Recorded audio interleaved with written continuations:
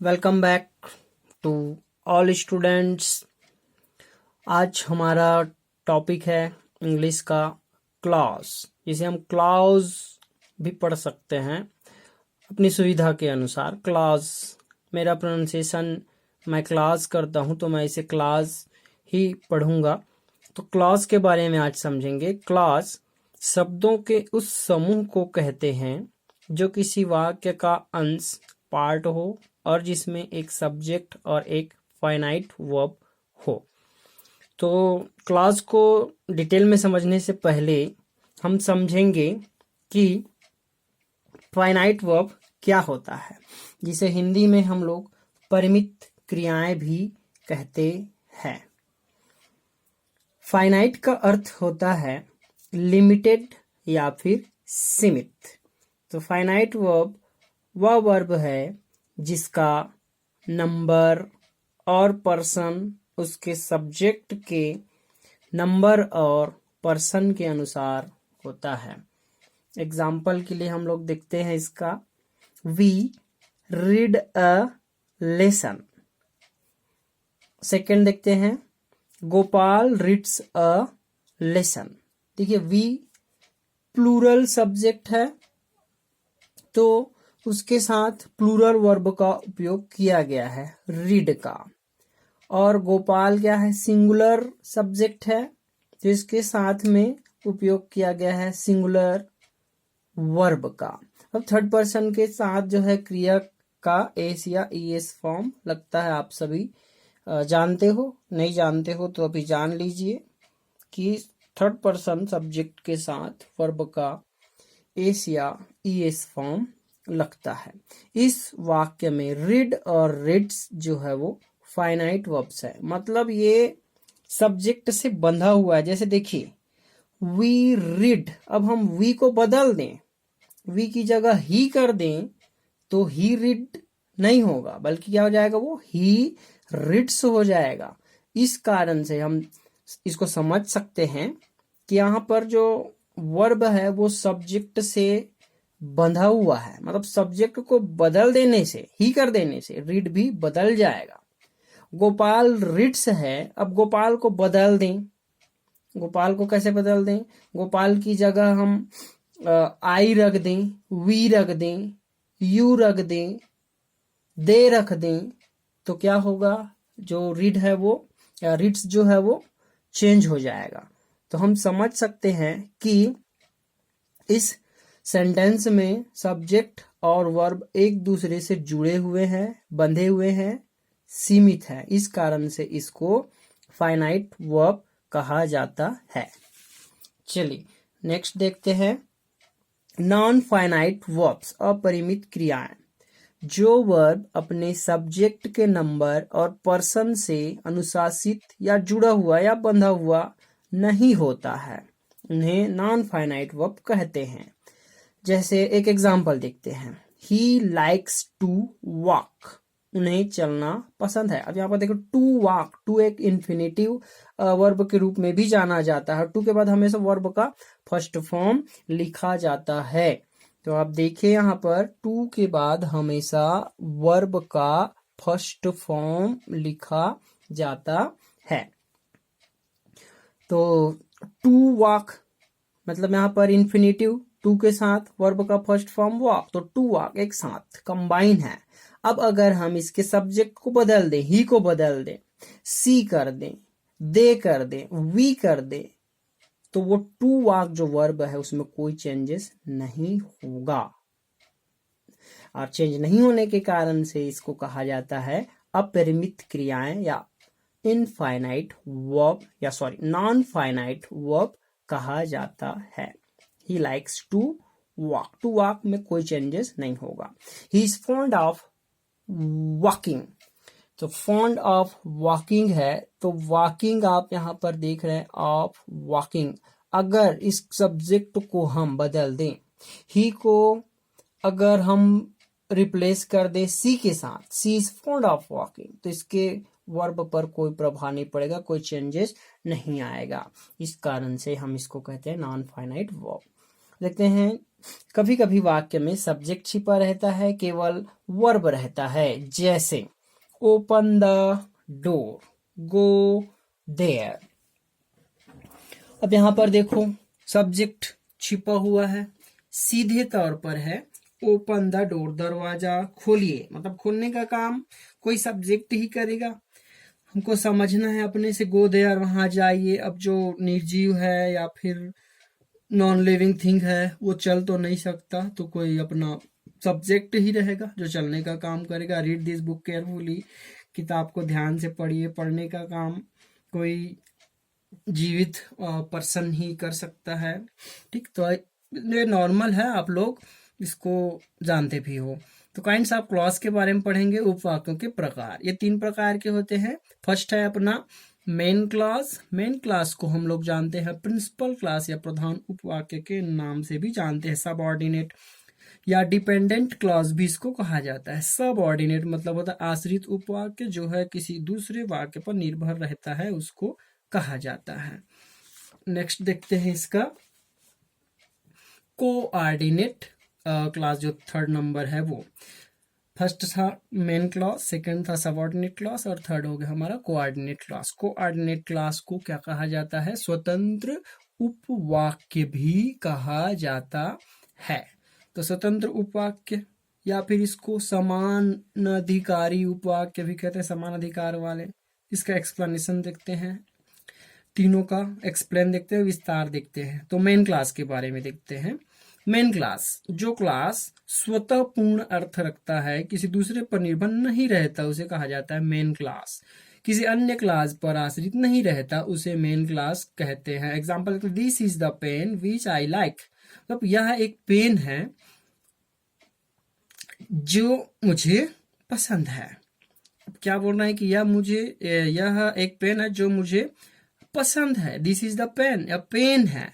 Which I like, जो मुझे पसंद है। अभी पसंद है मतलब क्लियर ही हो रहा है कि ये और अर्थ को पूरा करने के लिए किसी और सेंटेंस की जरूरत नहीं है। यह एक पेन है जो मुझे पसंद है। अब पसंद है मतलब ये सेंटेंस, ये वाक्य जो है अधूरा ही नहीं दिख रहा है। मतलब मुझे पसंद है तो पसंद है और किसी के सहारे की जरूरत नहीं है। तो ये इसको समझने के लिए आप इस एग्जाम्पल को देख सकते हैं मेन क्लास के लिए। सबऑर्डिनेट क्लास को देखते हैं इसी प्रकार, जो क्लास अपने अर्थ की पूर्णता के लिए मेन क्लास या अन्य क्लास पर आश्रित रहता है। निम्नलिखित जो कंजंक्शन से शुरू होने वाले क्लास या फिर जो है वो ऑर्डिनेट क्लासेस होते हैं। तो देखते हैं कहाँ कहाँ से जो शुरू होगा वो सेंटेंस कहलाएगा अपना सबऑर्डिनेट क्लास। वो है as, according as much as soon as if, after, although, because, before, how, if, in order that, ये सब होगा। इसके आप हिंदी में भी मीनिंग को मैं लिख दिया हूँ आप लोगों की सुविधा के लिए।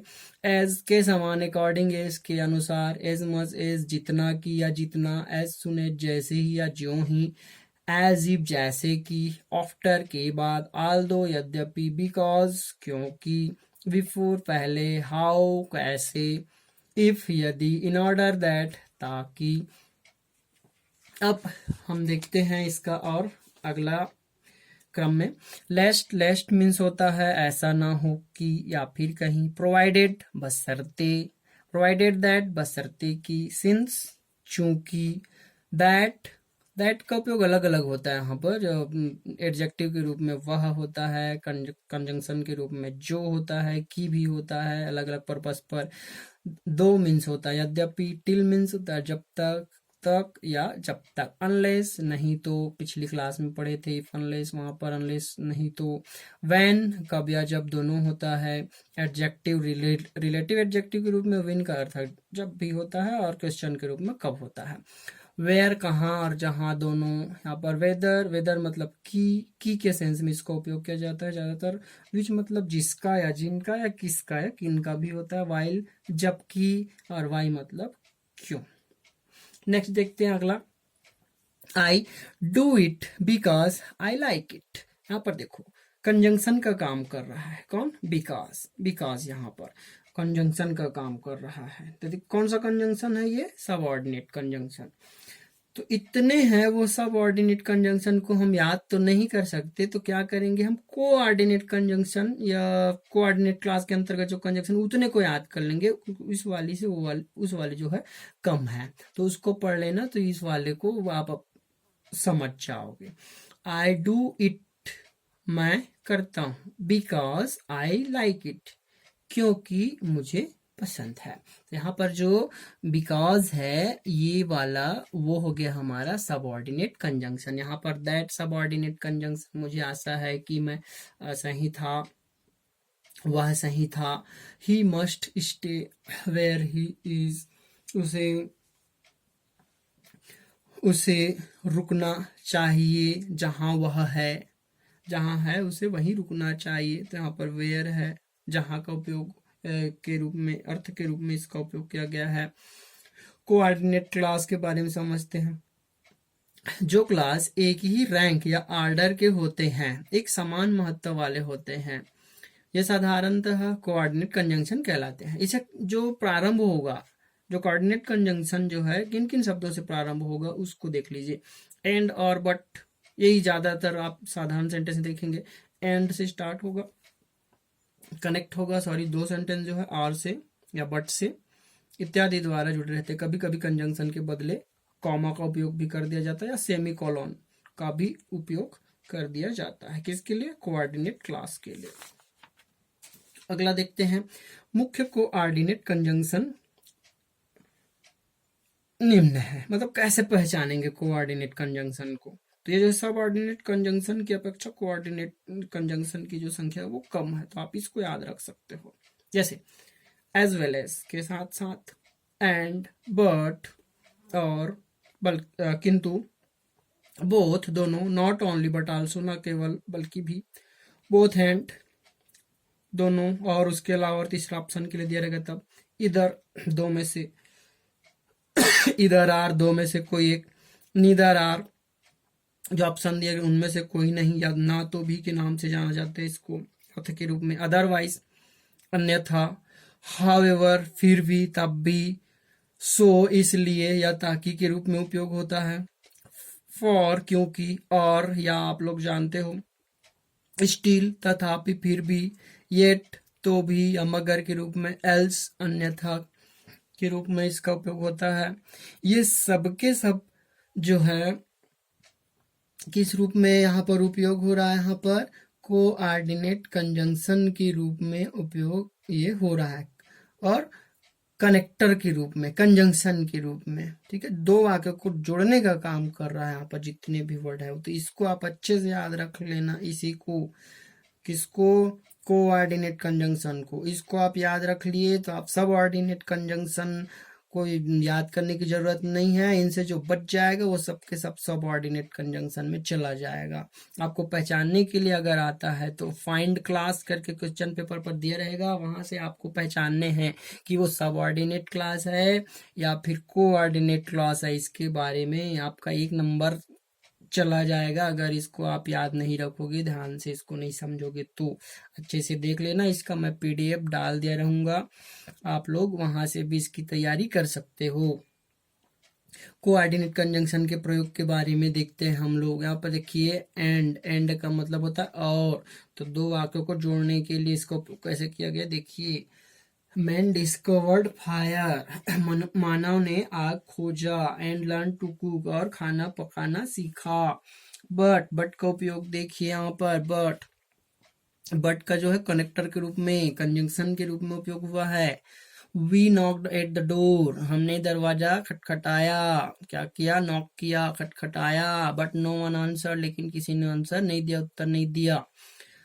और का उपयोग देखते हैं यहाँ पर, कंजंक्शन के रूप में उपयोग हुआ, hurry up, you will be late, जल्दी करो, आप लेट हो गए हो। तो मगर या फिर भी किसके लिए? येट का, he is poor, yet is happy, वह गरीब है, तो भी खुश है, या तब भी वह खुश है। आपको देखिए अगला, स्टील, जितना भी वर्ड है उसका एक एक आप सेंटेंस लेकर अपने से भी बना सकते हैं इसको। स्टील का मतलब होता है फिर भी। The best doctors are attending on him, बहुत अच्छे, सबसे अच्छे डॉक्टरों ने उनका क्या किया, देखभाल किया। Still is not out of danger, फिर भी वह खतरे से बाहर नहीं आ सका या नहीं आया। सो का उपयोग देखते हैं। The man had a stomach pain, तब जो आदमी है वो क्या था, पेट पेट दर्द था, उसको पेट दर्द था। So we took him a doctor, इसलिए हमने उनको डॉक्टर के पास ले गए। फॉर का उपयोग देखिए यहाँ पर समझ क्या रहे हो आप लोग, ये है कंजंक्शन यहाँ पर, इसी प्रकार से ये है कंजंक्शन यहाँ पर। अगले में देखिए यहाँ पर फॉर तो ये है, दो वाक्यों को जोड़ने का, तो ये वाला हो जाएगा मेन क्लास और ये वाला हो जाएगा आपका या तो सबऑर्डिनेट क्लास होगा या तो कोऑर्डिनेट क्लास होगा, इसी को जाना। और जब भी पूछेगा फाइंड क्लास तो आपको बताना कैसे है, जहां से कंजंक्शन का उपयोग रहेगा, कनेक्टर का रहेगा, वहीं से लेकर यहाँ तक कंप्लीट एक कोऑर्डिनेट क्लास होगा। इसी प्रकार से सो से लेकर यहां तक जितना भी है वो क्या होगा, आपका कोऑर्डिनेट क्लास होगा। सेम उसी प्रकार से अगला देखिए यहाँ पर आर है, तो आर से लेकर यहाँ तक जितना भी सेंटेंस है कंप्लीट वो हमारा कोऑर्डिनेट क्लास होगा। और आर क्या होगा, हमारा कोऑर्डिनेट कंजंक्शन। यहाँ पर देखिए अगले में सो क्या होगा, कोऑर्डिनेट कंजंक्शन। फिर अगले में ये जो है वो स्टील, ये भी क्या होगा, हमारा कोऑर्डिनेट कंजंक्शन। ये कोऑर्डिनेट कंजंक्शन है और ये कंप्लीट यहां से लेकर यहां तक क्या है, कोऑर्डिनेट क्लॉज है। नॉट ओनली बट ऑल्सो, न केवल फिर भी या बल्कि भी के रूप में जानते। The enemy not only captured the city, शत्रु ने न केवल क्या किया, शहर पर कब्जा किया, बल्कि अनेक, सेवरल है ये, ACVRAL, सेवरल सोल्जर, अनेक सैनिकों को मार डाला। ये है हमारा अगला। अब देखते हैं नेक्स्ट है एज वेल एज के साथ साथ होता है, इसका मतलब he was punished as well as fined, मतलब के साथ साथ ही वॉज पनिश्ड, वह उसे दंडित किया गया, और दंडित करने के साथ साथ उसको क्या किया गया, फाइन भी उससे लिया गया। ठीक है, जो भी फीस के रूप में मनी वगैरह है या कुछ वस्तु है उससे लिया गया। नीदर नॉर, नॉतों के रूप में। The old man could neither read nor right, जो बूढ़ा आदमी है, जो वृद्ध आदमी है, वो ना तो लिख सका और ना ही वो पढ़ सका। नातों के सेंस में किसका उपयोग, नीदर नॉर का उपयोग। ठीक है, अगले में देखते हैं एल्स का। Walk quickly else he will overtake you, शीघ्रता से चलिए अन्यथा वह आपको क्या कर लेगा, क्रॉस कर लेगा, आपसे आगे चला जाएगा। तो देखिए पूरा सेंस एल्स यहाँ पर क्या है, दो वाक्यों को जोड़ने का काम कर रहा है। नीदर नार क्या कर रहा है, दो वाक्यों को ऐड करने का। नीदर और ये नार, दो वाक्य कहाँ से हुआ, देखो द ओल्ड मैन, ये फर्स्ट वाक्य हो गया आपका। उसके बाद में क्या है, रीड राइट, दो अगला वाक्य, दोनों को जोड़ने का काम कर रहा है। यहाँ पर एज वेल एज है, ये भी कनेक्टर का काम कर रहा है। अगले क्लास में हम लोग क्योंकि वीडियो एक साथ बनाऊंगा तो ज़्यादा बड़ा हो जाएगा, इसलिए मैं इसको पार्ट्स में डिवाइड कर दिया हूँ। अगले क्लास में, अगले अपन वीडियो जब बनाएंगे उसमें हम लोग पढ़ेंगे काइंड्स ऑफ सबऑर्डिनेट क्लास, मतलब होता है यहाँ पर आश्रित उपवाक्यों के प्रकार। कितने प्रकार के होते हैं वो, 3 प्रकार के, नाउन क्लास, एडजेक्टिव क्लास और एडवर्ब क्लास या एडवर्बियल क्लास के रूप में भी इसको जाना जाता है। इस प्रकार हमारा क्लास के अभी इंट्रो के रूप में जो पढ़े हैं वो हमारा ओवर होता है। Thank you.